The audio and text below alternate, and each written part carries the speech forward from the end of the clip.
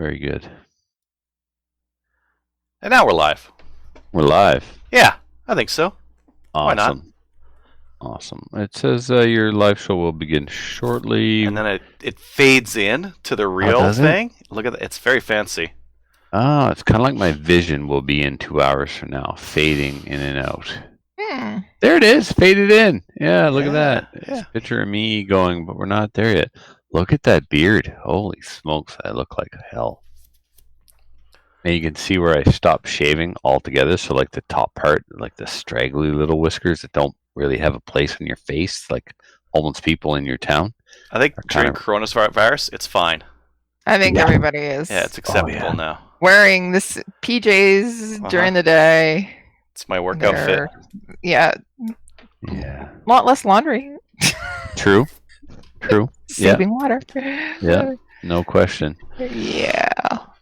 So, anyways, we're doing another micro podcast. Yeah. So let's get an update. Welcome. How are you guys doing with your social distancing and isolation? How are we doing with that? You guys, Adriel, you were working from home, and the only thing that changed for you is now you got the kids. So how's that going with the kids?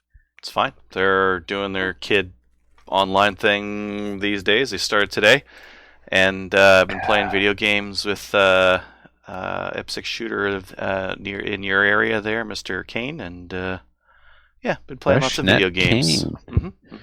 So you've been getting your online gaming on. You sent me a link to download some stuff, but I am an adult and have responsibilities. Okay. And have not had time to do that. I have things to do. Yeah. But I am looking forward to it shortly.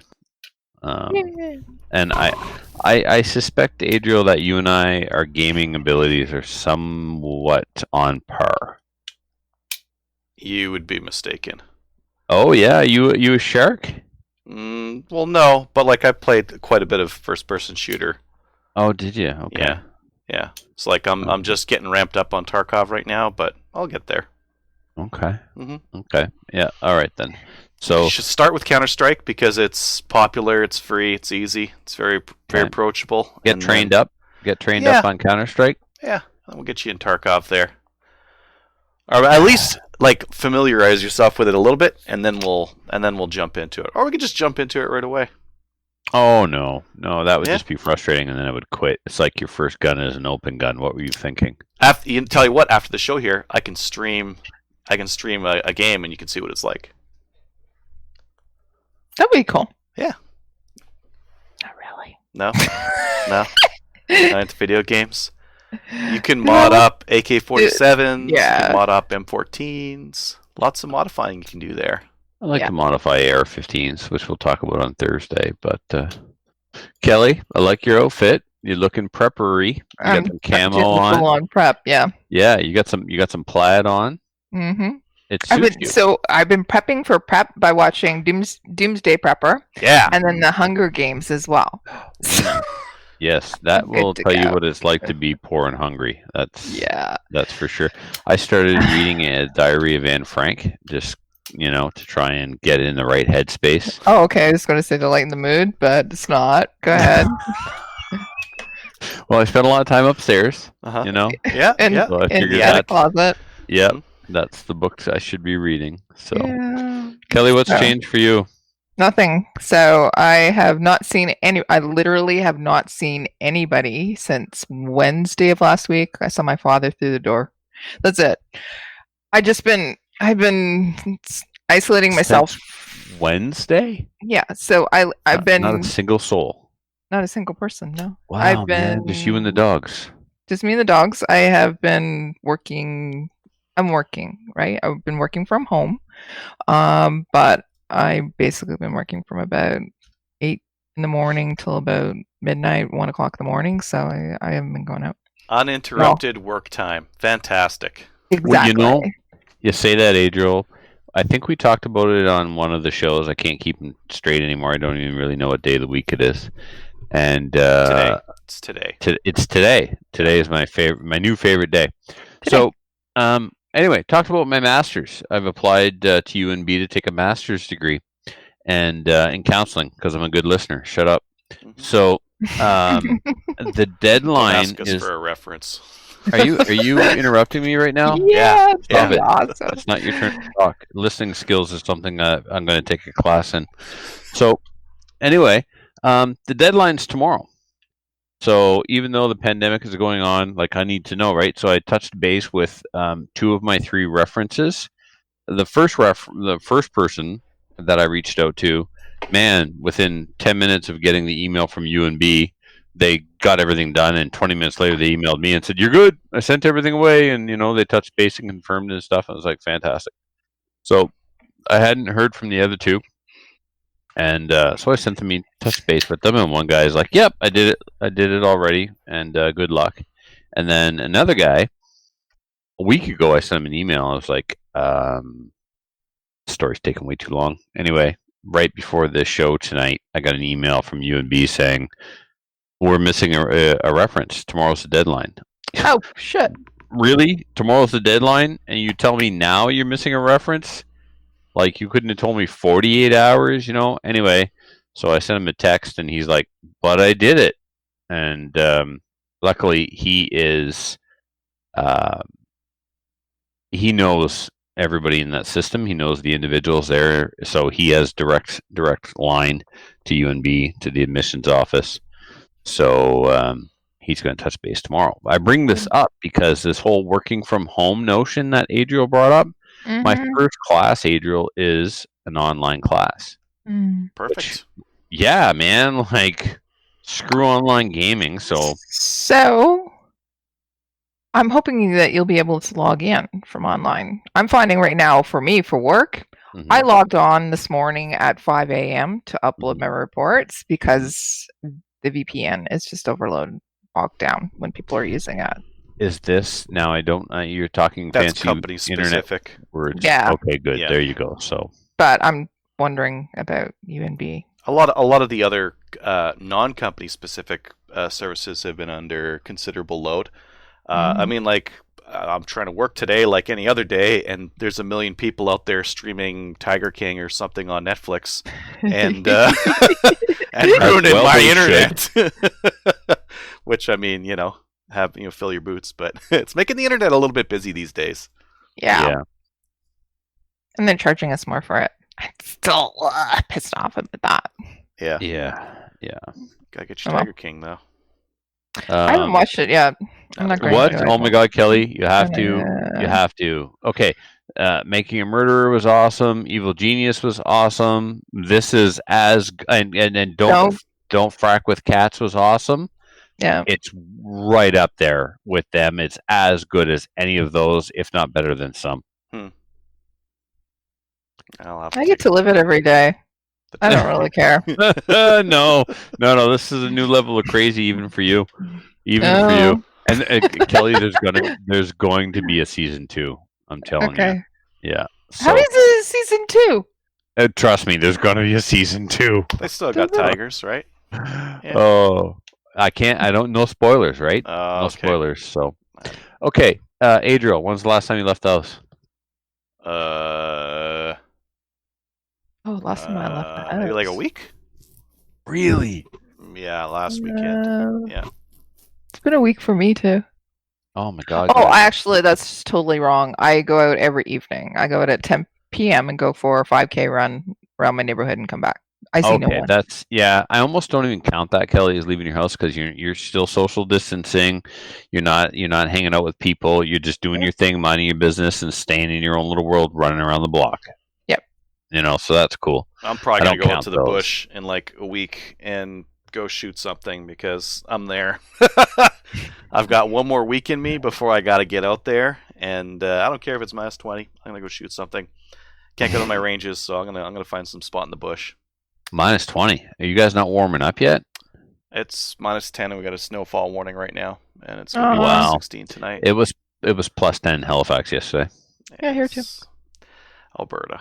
Oh man, but then it switches though. Yeah, like your summers are as nice as, and your spring is like 3 days. It's like, oh, boom, it's just like your fall. You get no fall. It's like summer, snow. Yep. Weird as shit. Yeah. Yeah. But I gotta get that I gotta get that need 6.5 fixed. Creedmoor out. I haven't had that thing out yet, and I think that's it.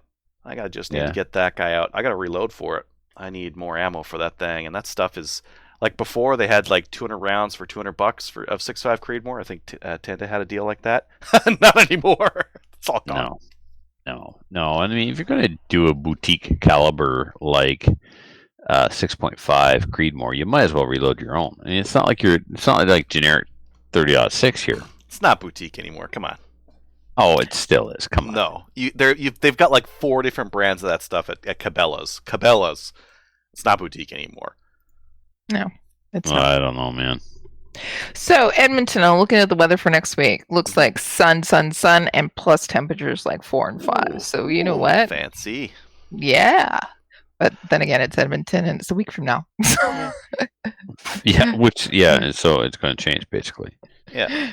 A lot, yeah. So. Oh yeah, the other thing that's hard to find right now, AR-10 mags. Oh yeah. Yeah. Those are kind of hard to find too. But I got one. So. What kind of AR-10? AR-10 mags. Yeah, we got some at the shop, or we had some anyway. Yeah. Told me that last time. I gotta get some. Mm-hmm. And because show sponsor, you get a discount on in-stock items. Okay. Yep. I gotta get some of those. My rifle is still in Dieppe.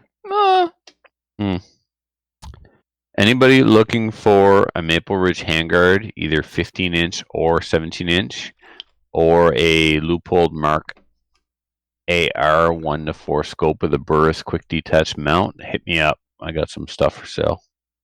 Sweet. Captain Andy's just it's a great time to buy and sell right now. If you're sitting on like a cache of like parts and that kind of thing, fantastic time. Lots of people asking me. Lots of people asking like, "Hey, do you have an AR for sale? Do you have this? Do you have that?" And it's like, "Oh yeah." Around. My Modern Sporter's got an 18.6 inch. My SLR's got an 18.6 inch.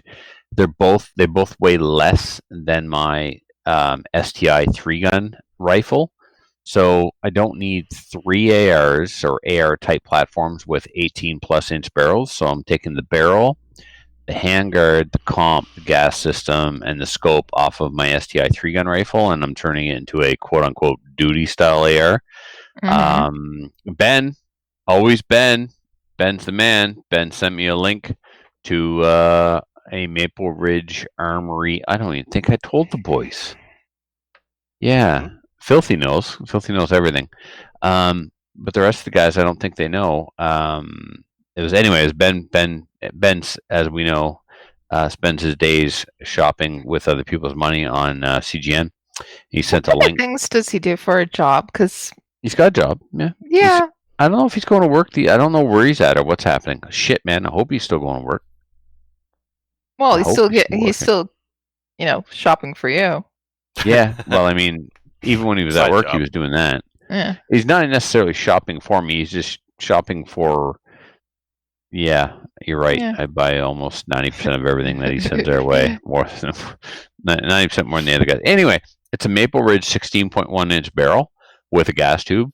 So then I went to TNA and I got the block, a pin kit, a couple extra gas tube roll pins because I always seem to mash one up, even though I use the right pin punches and stuff, and flash hider, crush washer. Dude, that was expensive. Plus a handguard, a red handguard.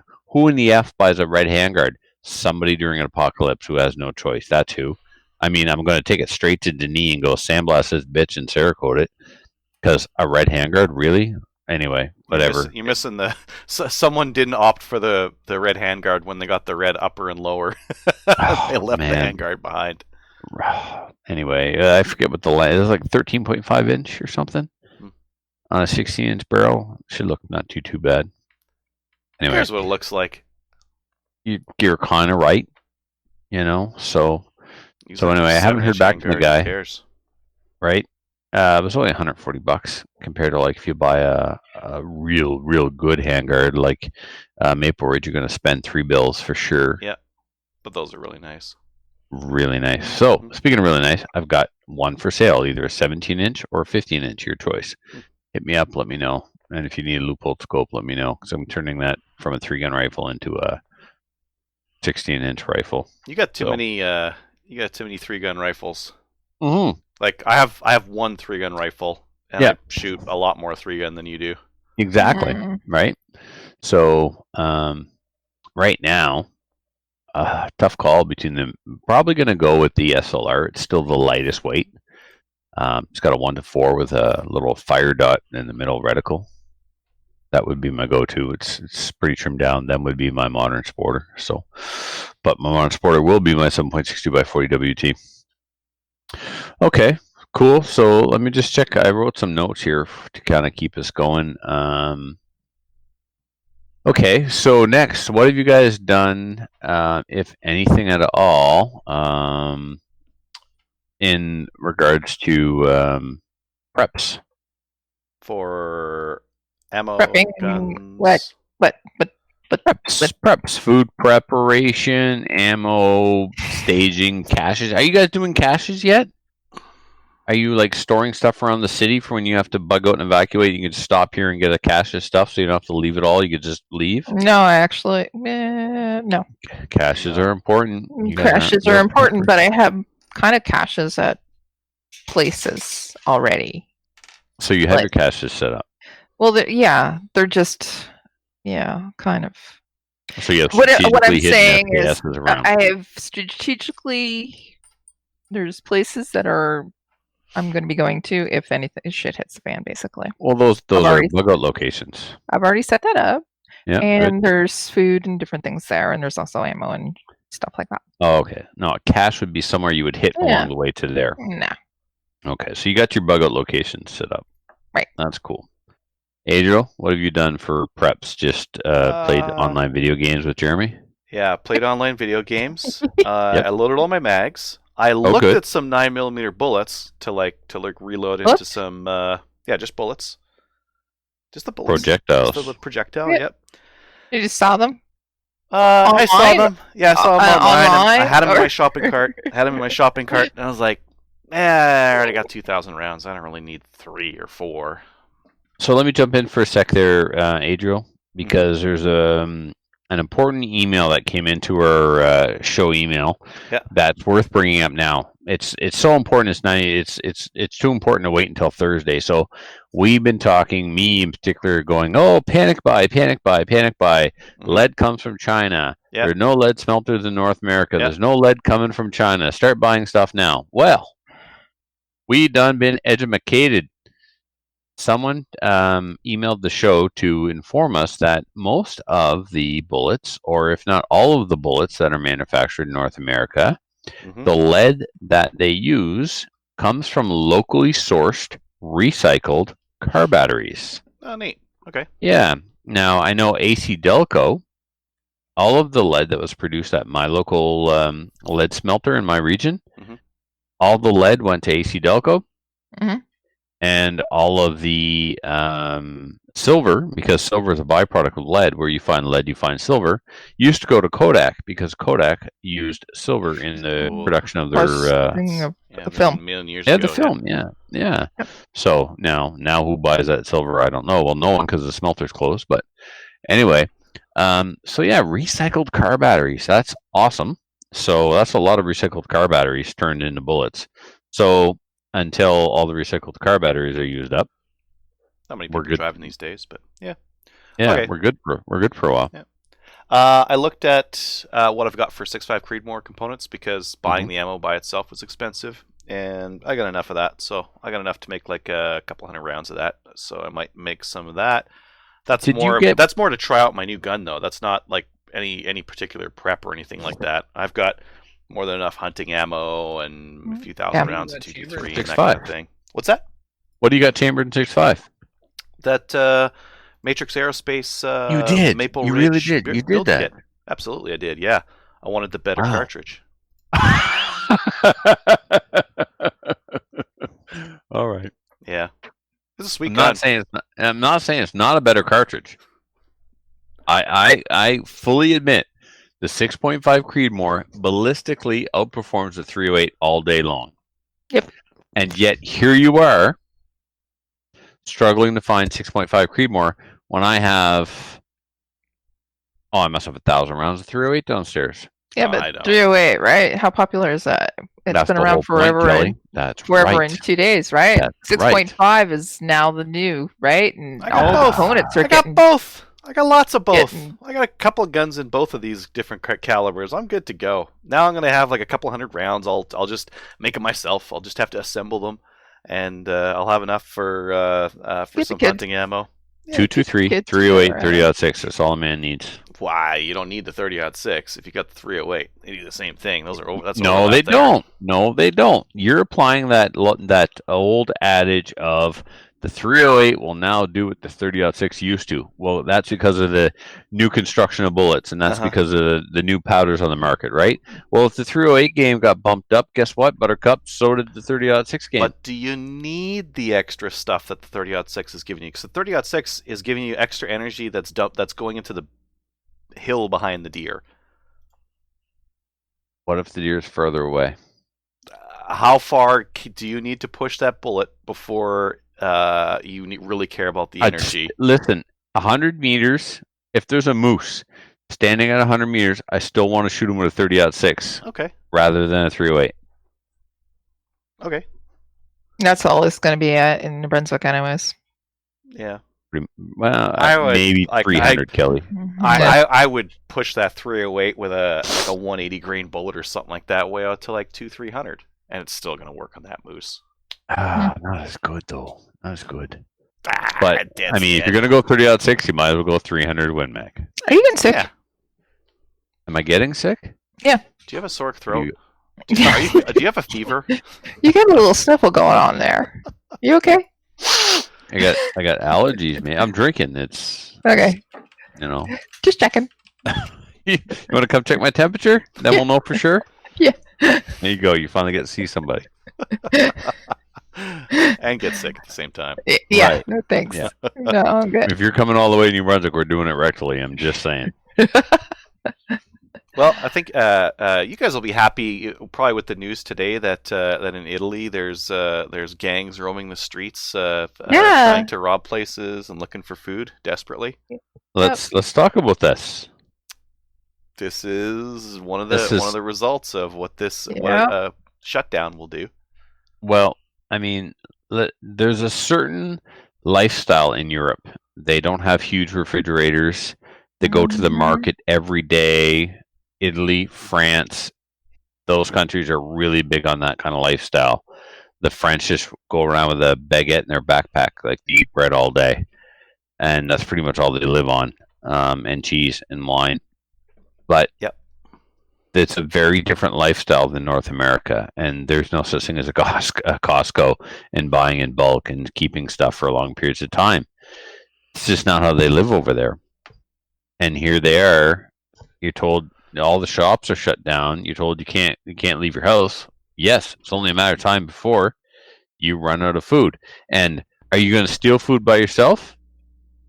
Well, there's safety and security in numbers. Gangs are a thing for a reason. Why do we have gangs in the inner city? Because, if you're by yourself, you're screwed. But if you're part of a gang, you have a network. You have safety. You have security. So if you're going to start stealing food, you might as well do it with your neighbors and form a gang. And I mean, it's just unfortunately, the natural progression of things. Yeah. The insight around the food and the amount that they keep is interesting. I think most of them would be doing it because they don't have a job and they don't have money. That's because exactly the it. grocery stores are still open. You can still go get your baguette unless you can't pay for it.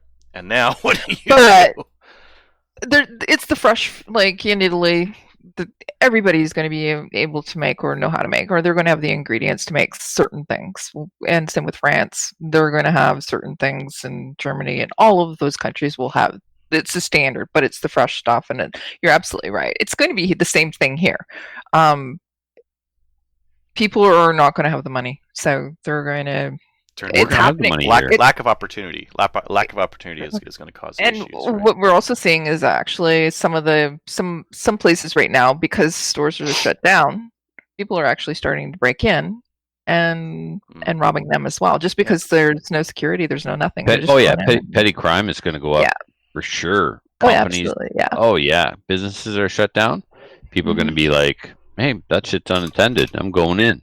So my mom, who lives in Prince Edward Island, she runs Almost. It's a place where you can go and get clothing, appliances, food, and everything. You don't have to pay Like a for it. general store? No, it's like the Salvation Army, but it's not. Oh, okay. Yeah. Right. So people just actually, she said, inquiries right now are up 70% because people are getting laid off, and she just doesn't have the. She can't supply the demand for it. So when we were talking about it last week, or whenever we were talking about the food banks and donating back to the food banks are going to be like stripped bare until this is over, or even after it's over as well, just because of. You're not kidding, because some people are going to be without a work or out of work. It's going to take a while for social programs to kick in, etc. Yep. Yeah, they're not going to be flush. They're probably like strapped now. Well, those social programs only have so much legs to them too, because you think about like the government is I think they announced today that they're going to do 75% of wages for companies that are losing more than 30%, which is fine. Right. Those companies are still losing money though, and there's only some companies that can withstand a 30% revenue loss for so long. So eventually they'll be out, and then the government will be 100% responsible for wages, and can't be. There's that can only last so long. Can we go before you dial that down, and then people get less money than they need? All right, going forward, I'd like to establish the rules of engagement. Can we stop saying the government is going to be responsible? The government funnels the money from my paycheck to other people. The government is not responsible for anything other than that. Well, they'll be taking out a loan, or they'll be printing money to pay for this. Which doesn't work, either of them. They can't. They're not going to print money unless they just can't and won't print money. If they print money, I'm moving to Antarctica, because it'll be the stupidest thing done since World War II. We know it does not work. I just want to remind everyone in this time of crisis, nothing is government funded. It's all taxpayer funded, and it's all coming out of our paychecks. Okay. And I'm hearing that this is the only country that is proposing a tax increase during a pandemic. Is it true they're going to up the carbon tax by 50%? That was already in the plans, though. Yeah. That was already. They're just not changing their plans because of the pandemic. So prior to COVID-19, doubling the carbon tax was already in the plans? Yeah. That was already in the plans. And how were they justifying it before COVID-19? Climate change. Yeah. Okay, making me pay more at the gas pump doesn't.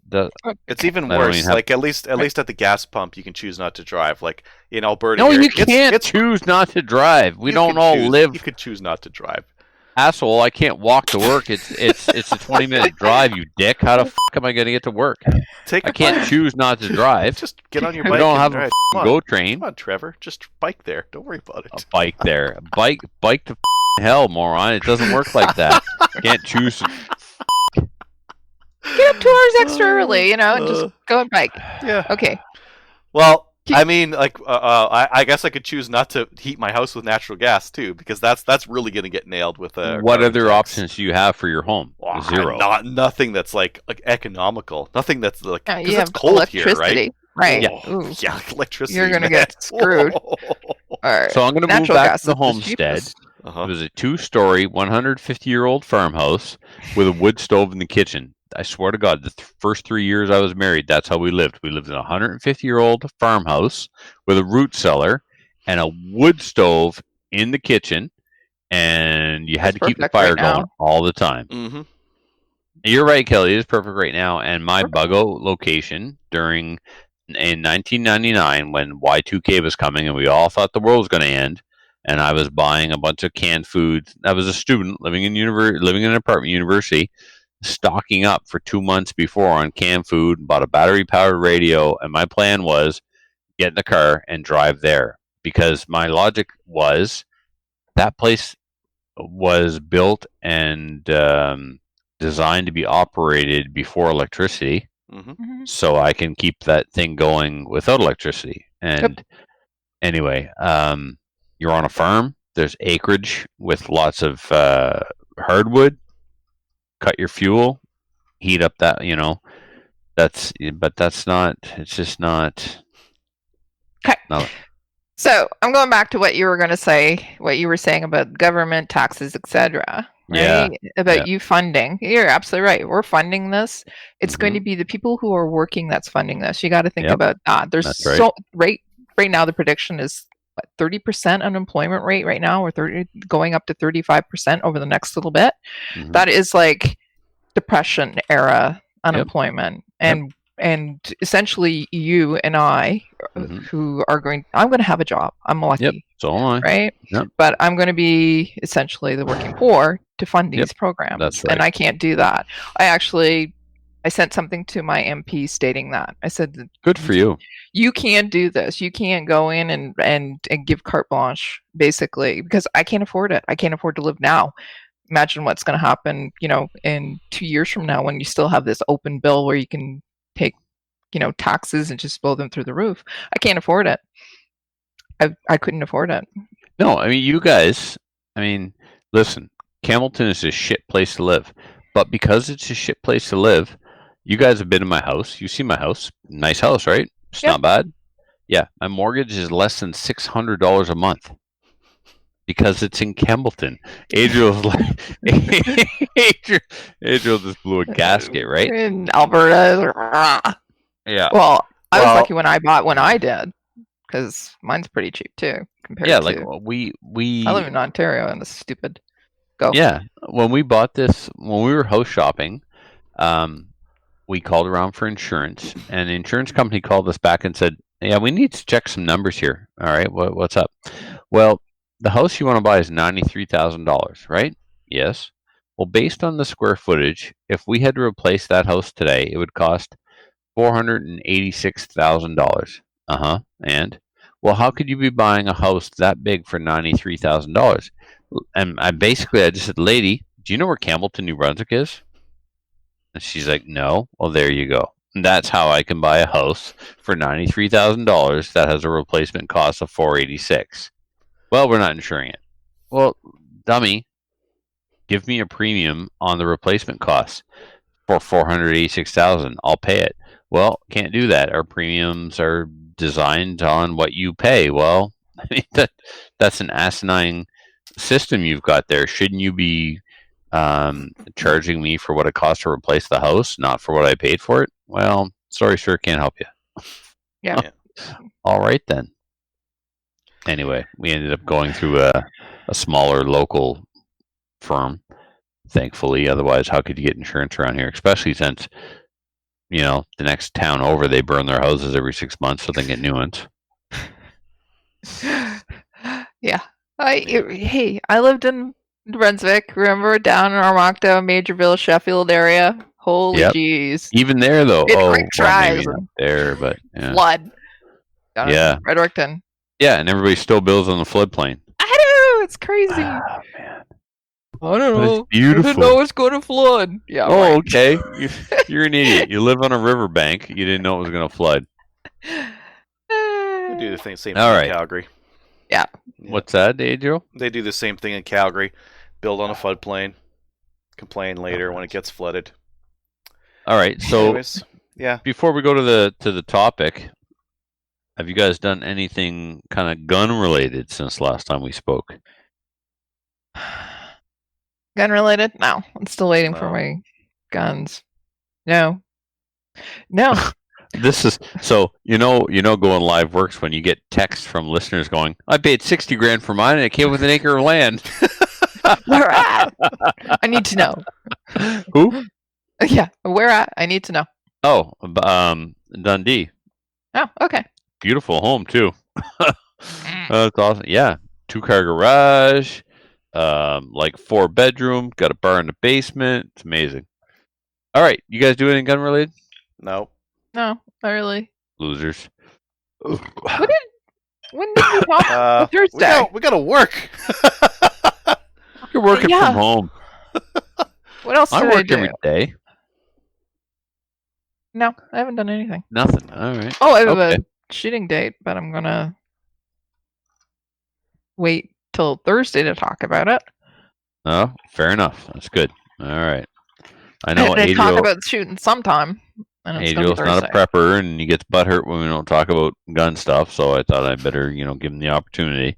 And all he did was talk about gaming. So screw him. Yeah, I'm really excited. Okay, so we have Corey Johnson. He wants to know about what you're playing. Mm-hmm. But I'm excited actually about prepping. I'm going back to my childhood. I love this. So because really people lazy. your age had no choice. Shut the hell up.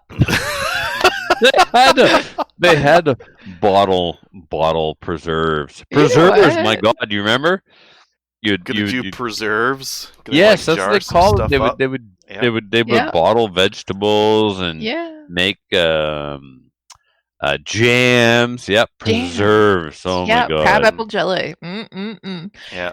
And we would grow all our food in a big old plot out back. And yeah. Trevor, you were talking about what you did at in '99 there, just as we went over to Y2K. I was at a party. That's like where I'm at with how worried I was over that. Say that again, Adriel. You what? I was at a party. You were at a party? That's what I was doing for my Y2K. Yeah, I had prepped nothing and I was at a party. You were one of those. Mm-hmm. Have you prepped anything this time though? I got some ammo ready and I got some food and water and whatever. Can I ask?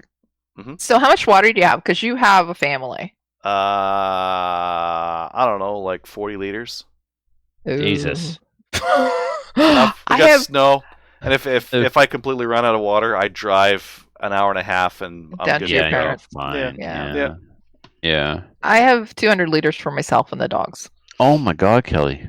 What? Wow. Well, that's all. I got 100, right? I got 100, and well, I figure my kids might come home too. Actually, I had 100 the first time we had Ian on, and I bought 30 more. But I have lots of containers, food grade containers, on standby, and then I've got probably 16 5-gallon buckets. These buckets are my squad buckets for IPSC matches. They're what we normally put the timers and the staplers and the tablets and all the stuff the squad needs to get through an IPSC match. Mm-hmm. So they're food grade buckets. They come from Tim Hortons. They're 5-gallon. What I don't have, unfortunately, is lids. But what I would do with those is I would fill them up and keep them in the washroom and use them for flushing. Put some saran wrap on top of them. I thought about that, Adriel, if I needed them for drinking water. Mm-hmm. But they're so contaminated. I'd have to start cleaning them with bleach and stuff to get all you can use it for flushing the toilet. You can use washing. It for Yeah. Just don't drink them. You plebs have nothing on Tim. He's got 15,000 gallons in his pool. Yeah. Yep. You guys are not prepped. He's prepped. I dare Tim to drink some of that water while he's getting suntanned in Texas, the bastard. You'll need all that water. Yeah. I had a question for you guys. What are you buying? Chicken wings. Yeah, chicken wings. I did do that. I went and bought chicken wings, ground beef. I'm individually packaged them, putting them in a big. Anyways, so those are the types of prepping stuff too. But what types of things are you buying? For example, like, I'm buying extra bleach. I'm buying Dettol, which we used. I was a Girl Guide, and a brownie and all that. And we would clean our dishes with, water and a couple of drops of Dettol. Diddle? Dettol. D-E-T. Dettol. Dettol. Yeah. Dettol? That's what I'm naming my ammo from now on. This is a box of Dettol. No, you can get it at you can even get it at the dollar store. It's Dettol. Is this like borax, something that people over 50 know about, but nobody else does? Shut up about that too, because I can make my own soap too with borax. I don't even know what borax is. Hook, line, sinker. Yeah. On the boat, clever. I got a recipe for that. I got recipes. Okay, so I have recipes for that. I've got. It's frightening. Hey, you know what? I can go to the bug out location and not have to worry about anything. You know what I like? We actually lived in New Brunswick at the same time, but while you were in university, I was in Shut middle up. school. Yeah, but I excelled in school. So? Doesn't make you any younger. Yeah, but we were talking about it. You stayed for a victory lab, didn't you? Though, yeah, sure did, yeah. Mm-hmm. Nicely phrased. Good for you. Oh, you're so nice. Here, I put the link in the chat. To a borax soap recipe? No, to Dettol. It's basically you can Disinfect stuff? disinfects everything. It's an antiseptic. It's an antiseptic. So we used to use it. We would get water out of the lake, put a few drops in it, right, and clean our dishes. Yeah. Water. That's an episode we got to do with the whole iodine or life straw, that sort of stuff. We gotta get somebody on talk water. Owen was always good about water. Yeah. He was always about having 3 different ways to get water. Yeah. So tell me why McClatchy is not coming on. Because, I mean, what the hell else can he do right now? He's got to be out of excuses. Fine. She's home. He's home. He's fine. He's all out of excuses. He's doing a lot of flying, actually. Oh, yeah, he is. Yeah. Yeah. And well, lucky for him, we record multiple times a week, so surely to God he's not up in the sky every day. Mm-hmm. You're the one that's in New Brunswick? Call him up. I would call him the same way you would, jackass, on Facebook. It doesn't matter what province you're in. That's a moot point. That's ridiculous. Less distance for the connection. It's a better connection. Christ. The switchboard operator for Facebook. How much have you been drinking tonight? Right Listen, I was tired and I was not going to come on, so it was either don't come on or come on and get ripped. So here we are. And see if I have 24 mason jars full of apple pie moonshine. That's good prepping. Yeah, that's my prepping. That really is good prepping. Because what if the government shuts down the liquor stores? They will never shut down the liquor stores they can't, or the cannabis stores because of the tax revenue generated. Yep. It took an apocalypse for me to go to the cannabis store. What an experience that was. Story for another time, maybe? I don't know, but it was interesting. So I'm in line with Christina. I got to tell this part of the story. Okay. I'm in line with Christina, and we're at the counter, and we're like, haven't got a goddamn clue about anything. We are the most out of place people you've ever seen. We don't know. We don't know shit about shit. We do not belong in here.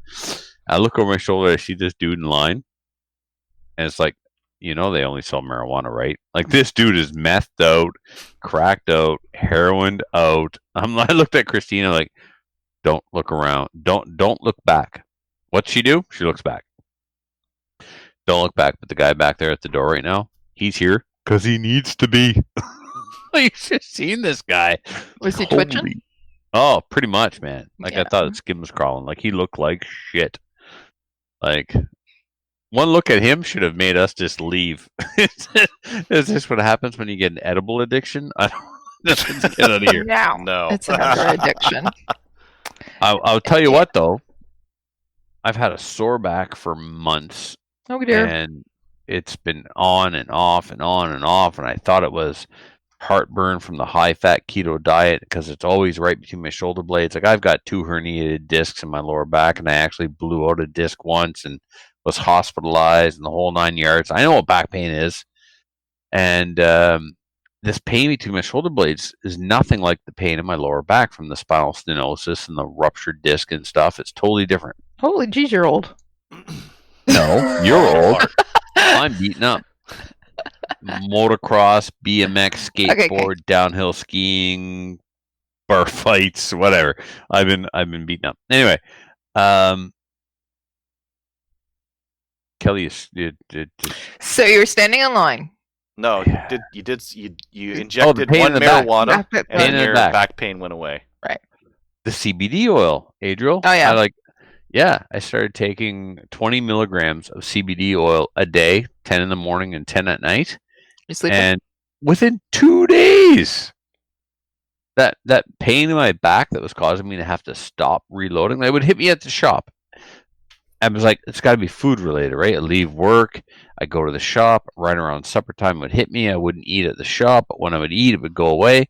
It's not that I would eat and it would go away. I would stop working. I was constantly working with my arms, my hands, right? Pain in my shoulder blade. Come and go, would never really seem to bother me throughout the day, but in the evening, it would bother me. I'm working in the basement, and it started coming like throughout the day, but mostly at the end of the day again, and it would like shut me down. I'd have to stop reloading. 2-3 days of taking CBD oil, and how high is your countertop? I'm not sure, Kelly. I had a workbench put in when we renovated the basement, and the guys who put it in, I don't know, Kelly. I'm assuming they put it at whatever the regular countertop height. Right. If you raise it a little bit, you won't get that pain either. You know where it comes from the most is actually when I work on my single stage press. And with my single stage press, I'm actually sitting down on an old computer office chair and working, doing powder charge with my right hand, and I'm running the press with my left hand. And I'm off of the single stage press and back onto the progressive press. So and that switchover happened the same time as the CBD. So it was standing up, but I stood up at the shop. When I was standing at the shop, it never hurt that's when my back would hurt. Yeah. So like you're only supposed to change one variable at a time. I'm sitting, I'm doing the single stage stuff. My back started to hurt. I started taking the CBD the same time I got up on my feet and moved across the room to the progressive press stuff. So I don't know. Ergonomics maybe as well. Could be, but anyway, couple of 3 days of smoke the devil's lettuce and call it a day. No, dude, what are you doing at the ergonomics? Just smoke the devil's lettuce. It's fine. It drops under your tongue. Okay, it drops under your tongue. That's a fancy way of doing the devil's lettuce, but all right. It says THC on it, but there's no THC. You can't get high from CBD oil. Not really, no. Unless you smoke it, maybe. I don't know. All right, let's get into the topic for this show, should we? Oh shit! We have a topic? Well, we do. We actually have a topic. Yeah. Yeah, man. I just didn't call you guys to hang out. Like, we have things to do. We were supposed to start talking about reloading. That's right. Let's talk about that. Reloading, but reloading for the apocalypse. Yep. And Kelly, it was your idea, and it's a fantastic idea, and I'll tell you why.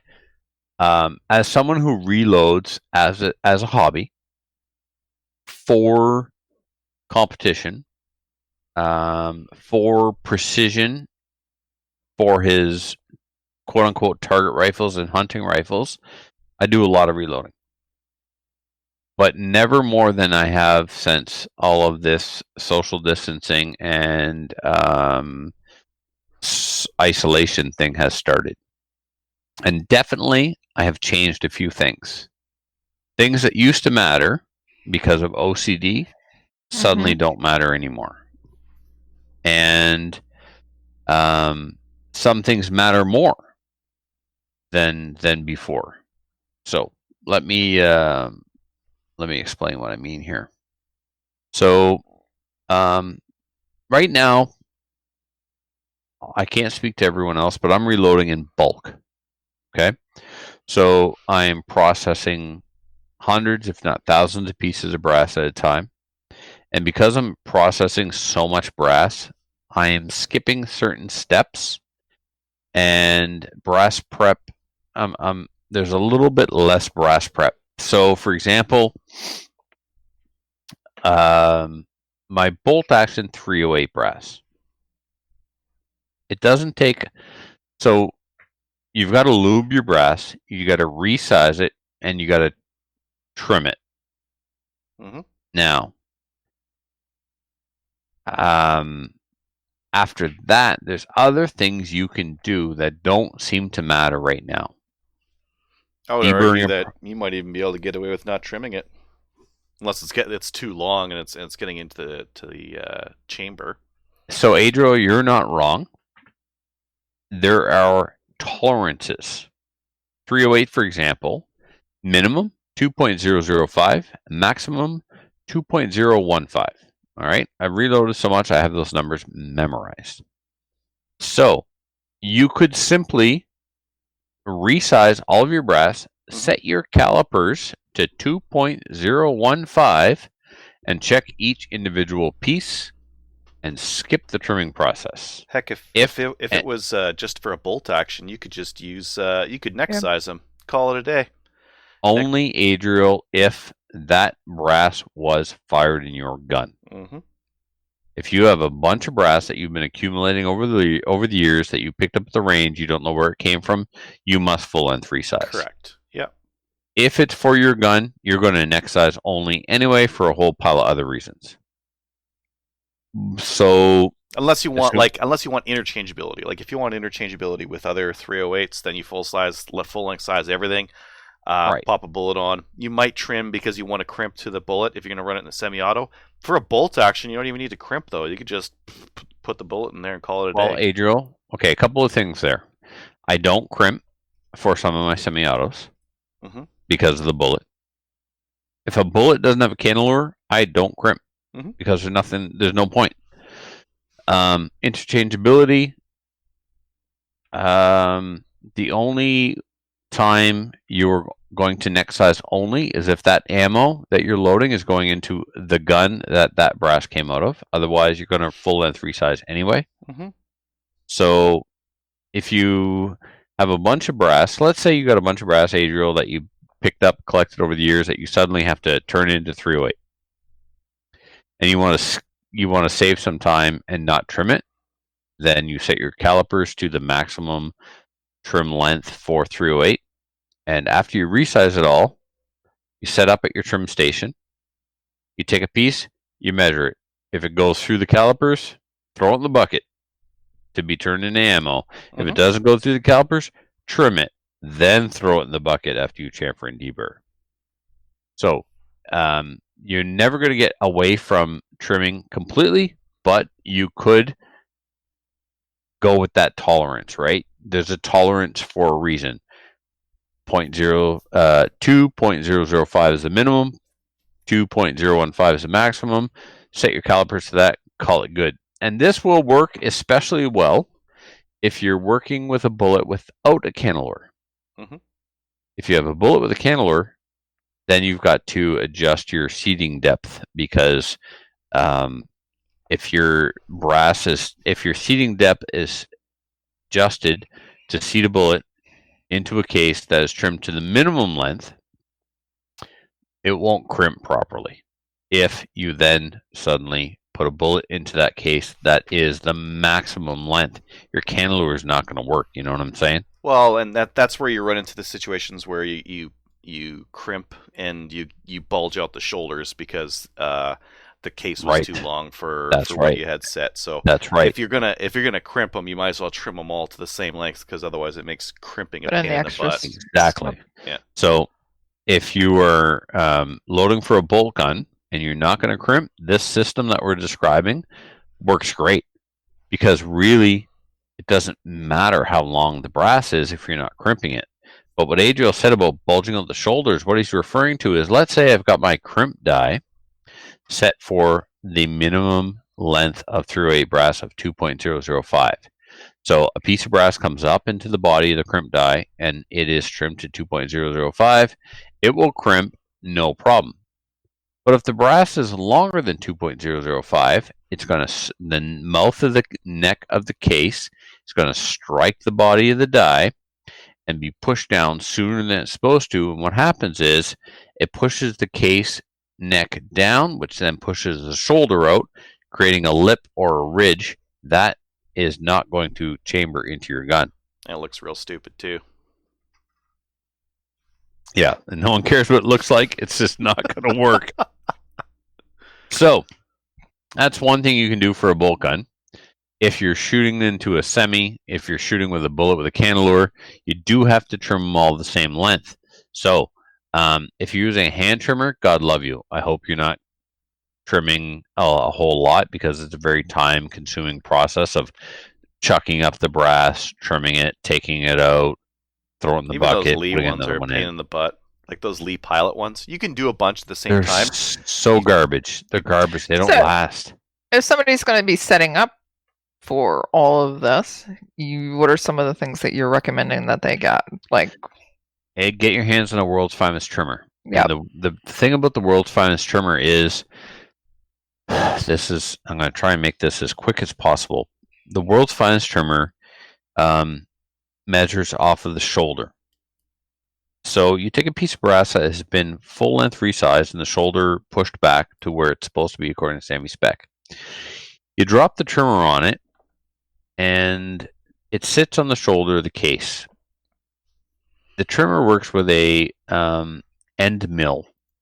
An end mill is a cutting bit used in mill work. You drop the end mill down into the body of the trimmer. It sits onto the neck of the case, which has already been trimmed to the length you want, and you lock it down. That World's Finest trimmer is now supposed to be adjusted to trim all of your cases to the length of that case. The problem is that brass is a metal, and it's kind of a compound. It's not really like a element. It's not. Composite. Right. It's got like copper thank you. And tin and some other crap in there. That's it. And from batch to batch, it changes. It changes. What's that, Kelly? It changes. Yeah, it changes. And one of the things that changes is its elasticity or bounce back. So even, let's say I got 100 pieces of Federal, but they're not all from the same lot and they weren't all made from the same batch of brass. They bounce back at different rates after being resized. So the shoulder, even though I got 5 pieces that were all resized in the same die, they don't all come out identical. And because the shoulder doesn't bounce back identically from case to case, I will not get the same trim length from case to case when using the World's Finest trimmer. If you use a trimmer that goes from the head stamp to the neck, you will get the same length every time because we're measuring from the back of the case to the front of the case. The World's Finest trimmer, unfortunately, does not do that. And so you'll get some pieces that will be cut too short, some pieces that won't cut at all. Too short. You can do lots at once. You can do lots at once. You can do lots at once, and you can live with the too short. You can't live with the too long because you get that shoulder bump thing. So what we want to do here is we want to avoid having to case gauge each piece of ammo after it's produced, which is part of the quality control here. If you're going to produce a whole pile of ammo that you're taking to the Big Igloo, you want to make sure that it's always going to work in... Did you just stifle a sneeze? No, I just yawned. Oh, you yawned with your mouth closed. That was hilarious. I want the listeners to go back and look at that. Listeners, look. Listeners, look. I want the listeners to go on YouTube and look at Adriel stifling a yawn. It was hilarious. Everybody's going, okay, are you sick? Are you sick? Sick. Anyway, we're trying to make ammo as quickly as possible and eliminate a few things, but we can't eliminate quality control because no matter what we make ammo for, we always want that ammo to chamber.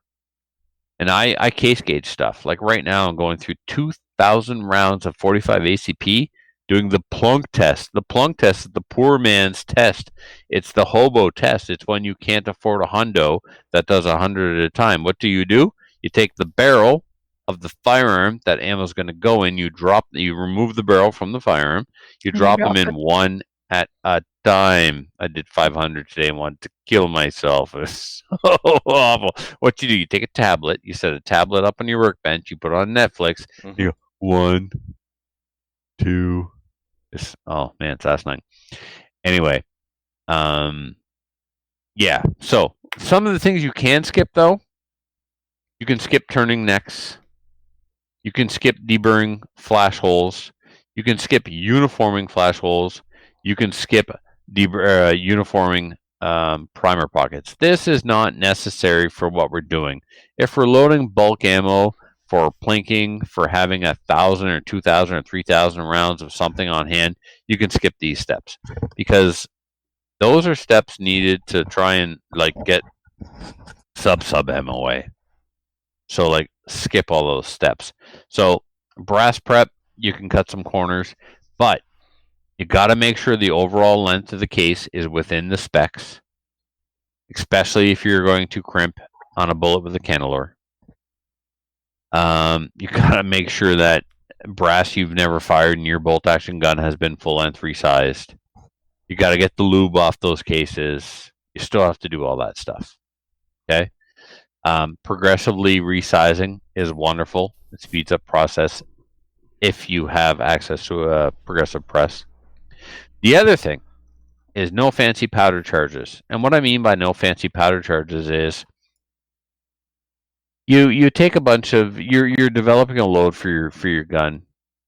You're going to go in between 23 and 24 grains of powder, let's say, for a 77 grain 223 bullet, depending on the powder. The powder range may be between 23 and 25 grains. Some people will literally go 23, 23.5, 24, 24.5, 25. And they'll test those.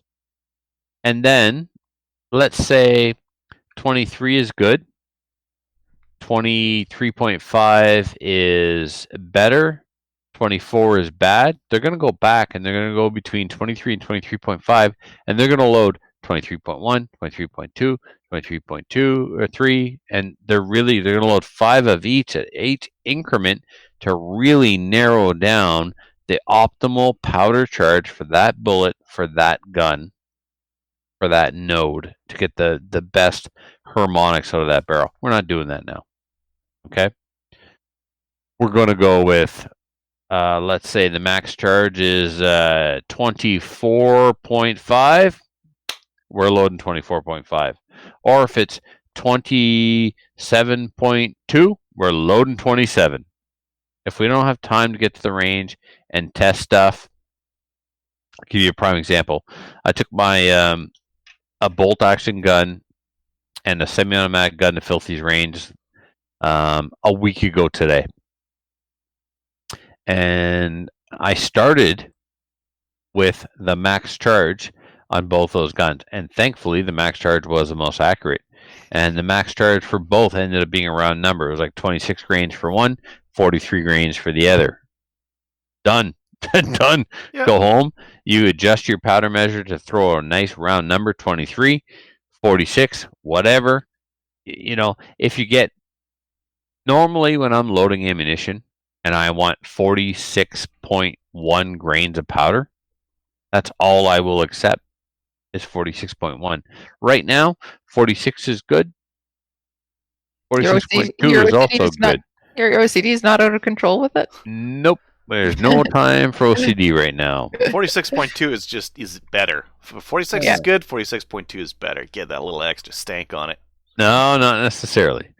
But, you know, basically, just keep it nice round numbers. 45, 46, 23, 37, whatever. Just that's good right now. No fancy powder charges.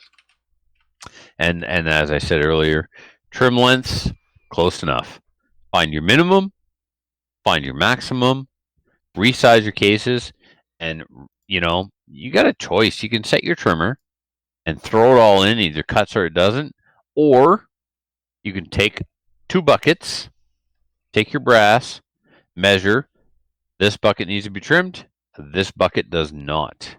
Start loading the bucket that does not need to be trimmed because it's within spec. Get to the bucket that needs to be trimmed later. Next thing we want to do with all this ammunition. If we're loading for semi-auto, that is magazine fed, like a 223. If you can get your hands on stripper clips and for 223 are the bomb. Mm-hmm. You store your ammo on these 10-round clips in buckets. Go to YouTube and look how to store 223 or 5.56 on clips in ammo cans, and it'll show you exactly how to stack them to get 1,000 rounds in a can, or depending on the size of the can. So you get a bunch of stripper clips, you get a mag feeder or a mag filler, whatever. You throw all your ammo on stripper clips, throw them in the can, take one of those magazine feeders, throw it in the can. Label the can. Your cans should always be labeled because a lot of those cans look the same and a lot of those cans have had the some numbers ground off because some of those cans aren't supposed to fall off the back of a truck, but they do, and they end up in army surplus stores or gun shops or whatever. And they say 7.62 or 5.56. A lot of them say blank on them. Never mind all that stuff that says on them. Spray paint that black or whatever. Get out some tape and a marker or just a marker and write, 223, 55 grain Campro, 26 grains of 8335, and the overall length, if you want to get specific. So, because this stuff's not going to get used for years, and you may want to replicate it because it works really good in your gun, record the data, but don't record the load data on a spreadsheet. Don't record the load data on a post-it note. Record the load data on the can. This is what's in this can. You got. Or even better, grab one of those stickers that comes with like a case, or some bullets have them, and write it down on that and stick it to the inside of the lid. Spear's really good for that, Adriel. You buy a box of Spear bullets and they got that decal right in there. Nice and small. Or as Matthew would call it, a decal. So, this is the carbine decal decal. Anyway, you got a bunch of ammo cans on the ground. You're leaving. You want to grab an ammo can. It helps if at a glance you can just look down and go, oh, that's the 45 can, that's the 223 can, that's the 9mm can. So just saying what's in the cans is good, but again, it's going to be years before you use this stuff. You're loading now because you think the world has come to an end. You need thousands of rounds of ammunition. You don't. But anyway, when you end up using it for competition because you didn't use it right? for the end of the world, you'll be thankful that they're on stripper clips, because when you go to a match and you finish shooting your stage, you're going to take your magazines, you're going to put your spoon on your mag, you're going to take your stripper clips and you're going to zip them in there, or you're going to use one of those strip lulas and you're going to load your mags like nobody's business. Nice and like fast. Love it. Yeah. Love it for 3 gun. Love it. Me too. Yeah. Every can gets a loader. I've got a loader for every can. I got one of those strip lulas. The rest are all the little metal spoons. Or do you use the plastic ones? I use the plastic one. Oh, yeah. Yeah. Oh, yeah. The spoon is ridiculous. It's terrible. But yeah, I use those too. I got the plastic ones. Yeah. So, but label it. Not just label on the outside that's 223. If you're a hand loader, write the data on the inside so you know what is in there when it comes time to recreate it. Make some more. Yeah. Yeah. And that's what I got. I mean, I think what a lot of people are doing right now, a lot of people who are reloading you've got more time on your hands because you're inside all the time. You might as well make some more ammo. You might as well take all that brass you had sitting around, process it all, make a pile of stuff, make it to like reliable quality, and you'll eventually you know use how bad it is? Mm-hmm. Like, yes, I'm loading a lot of ammo, but I also have tens of thousands of pieces of 223 brass. I'm sorting it by head stamp. Might as well, because what's going to happen? What's going to happen is you're going to find some stuff has a factory crimp on the primer pocket. Yeah, absolutely. Do that stuff last. Do all the stuff that doesn't have the crimp, because that's way easier, way faster to make. Yep, but I do have a crimp remover, primer pocket reamer that mounts to my 650 where the primer seating punch would be. It's a punch that sticks up through that in the tool head, and it reams the primer pocket as it goes by. Yeah, nice. That's very nice. That's a pain in the butt activity to do to 223. It really is. Yeah, one of the people on the stream is just asking where I get those stripper clips. I got mine off eBay. I think there's a place in the States that will ship you the thermal ones, the plastic ones. Yeah, and those are the better ones. The metal ones bend. The little brass tabs on them break off eventually. The plastic ones are the better ones. But tell that person to PM me. Oh, okay, there you go. PM Trevor. There, you just did. I guess I did too. Perfect. Yeah. Yeah, so I mean, I think right now people are probably just reloading because they have the time in their hands. So you might as well do it, right? I made up 500 rounds of 38 special, and I don't have a 38, but I had the cases and I had the bullets. So yep. So I made a pile. I am. Yeah. Make up some 6.5, make up some 223, maybe if I get real desperate for something to do, because I hate processing 223 brass. Just with like the fact you gotta there's just too many things. I'm so lazy. Maybe if the price of ammo goes up, maybe if the price of 223 goes up quite a bit, then I'll be more motivated to build it. I mean, I still prefer to load my own anyway. I've got 500 223 Cam Pro projectiles to turn into ammo, and I got 2 pounds of powder.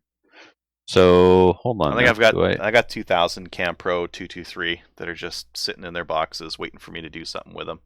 And I'll 14,000 grains divided by 26 grains, 538. Yeah, so with 2 pounds of powder, I have enough to do 500 bullets for sure. But what I don't have is, and this is the last of my black sheep brass. And I know I don't have 500 pieces there. So I'm going to those buckets. And I've got a bucket of resized brass, but it's mixed. And Kelly, there's still some OCD going on. So I'm not actually going to use that that bucket of mixed brass. Yeah. What I have is, you remember those cases and cases and cases of Norinco 5.56 223 that came in? Oh, yeah, the CJ95 stuff. Yeah. Yeah. You know what? It's I cronied it. It's legit 3,200 feet per second stuff. So it's going the right ballistics. Anyway, the beauty of that stuff is the primer pockets are not crimped. Oh, really? Yeah. Oh, I got a buddy of mine that has a pile of that stuff. He's got a stack about yay tall. Yeah. Yeah. that's how you measure CJ95. It's like, how big's a stack? It's like, oh, if you're standing about that tall. Yeah. Yep. Perfect. For $250. So that's what I'm going to use. Gonna make any hunting ammo? I did. Oh, I did. Yeah, so I've got a Savage 110 in 30-06 with a Vortex Viper HS on it. Love that gun. And my preferred load is a Hornady 165 grain HST? HST. SST? SST. Thank you, Adriel. SST. Cheap ballistic tip that they've got. That's right. Yeah. And 165 grain SST on top of 52 grains of 4064, and it shoots under an inch all day to an inch, 3/4 to an inch all day. Yeah, I loaded up 200 rounds. That should be enough. Yeah. Like I have a bunch. Dude, you and I both know most people never shoot their hunting rifle 100 times in their entire life or in the entire life of the rifle. It's a hunting rifle. Zero it, take it hunting, put it away. Take it out, double check the zero, take it hunting. Maybe double check the zero. Maybe, yeah. The FUDs don't double check the zero. So, yeah, dude. I went full retard on the brass, right? I had all matching Winchester brass, all trimmed to the same length, all had the primer pocket uniformed, all had the primer flash hole deburred. I even started turning the necks. I bought a Sinclair Wilson $350 neck turning tool.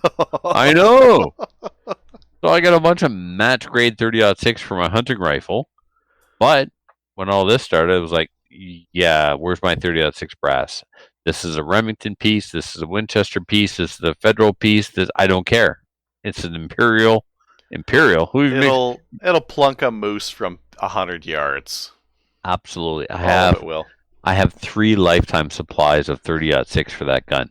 And then I loaded I don't know, 200 to 300 rounds of 30-06 for my M1 Garand. Then I've got using like FMJ or a soft point or Campro 147 grain. Yeah.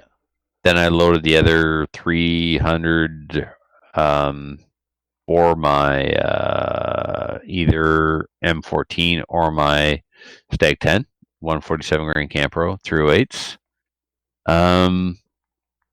I also have a spam can of Norinco 223. No, sorry, Norinco 7.62 by 51 steel case, non-corrosive, nice cheap. Yeah, nice. My M14 loves it. I should have bought some more when it came out. I only bought like 500 rounds, and I used it, and I just like, I'll use better stuff. But it was okay. It was fine. Yeah. I can't wait to get to the range in the spring and try the my hand loads, which are 44 grains of Varget with a 147 grain Campro. My Stag 10 shot them 2-3 inches. I'm happy with that. Whatever, for what it is. With that M14 that I have, with the Norinco steel case, 150 grain stuff. Iron sights I could shoot between 3 and 4 inches, all rested and stuff on the bench, which I think is phenomenal. Iron sights, cheap Norinco steel case ammo. I can't wait to see if my hand loads do any better. Load development with iron sights is ridiculous. It's because there's too many other variables. I can like with the Garand or the M14s, I can usually do pretty well with those sights. I like the that peep style, nice long sight radius on them. I find like long range for 200-300 yards with those ones very easy to shoot steel. Whereas with your traditional like blade and notch, it's a little bit tougher to make hits way out there. Yeah, I need a scope to really try and get the accuracy out and really test it out. But yeah, or you just run iron sight accuracy, and that's good enough on like a nice big square target out to 300 yards, and easy and repeatable to do. Yeah. Yeah. Are we done on this topic on reloading? Yeah, we're done on this. Anything else? When's our next show? Just so that people know. We have a guest lined up for Wednesday night to talk about nutrition during the apocalypse. There we go. And Kelly, are you on Tinder? Like, what are you doing? She's probably working. She forgot that she's on mute. She's been chiming in, and we've just been like super rude, not saying anything. Nope, sorry. Yeah. I was not on Tinder. I was shopping for reloading stuff. Good for you. I know. Oh my God, there's a Colt Python shell. There's a Colt Python shell from 1977 on CDM right now. Somebody is broke as shit because of the apocalypse. It's a 6-inch 1977, and he's not doing the whole. He's kind of doing the Walking Dead pricing. Friggin' Rick. $3,200 firm. Woo! You're not firm. I told you guys one of my first guns was a Colt Python, right? And I was retarded and sold it. Yeah. Gonna happen. Yeah. That was very, very new. All right. Well, we're going to be here on Wednesday, everybody, at around 7 o'clock, or it means afterwards, because we never start on time. Around 7 o'clock if you're in Ontario. Yes. True. Well, that's all that matters. Anyways, it's center of the universe. Center of the universe. 7 o'clock. Center of the universe time. Yeah. Yep. And then we'll have a regular show on Thursday. Cool. See you guys on Wednesday. Yeah. Yep. I'll be here. All right. Have a good night, everybody. Bye. Bye, everybody.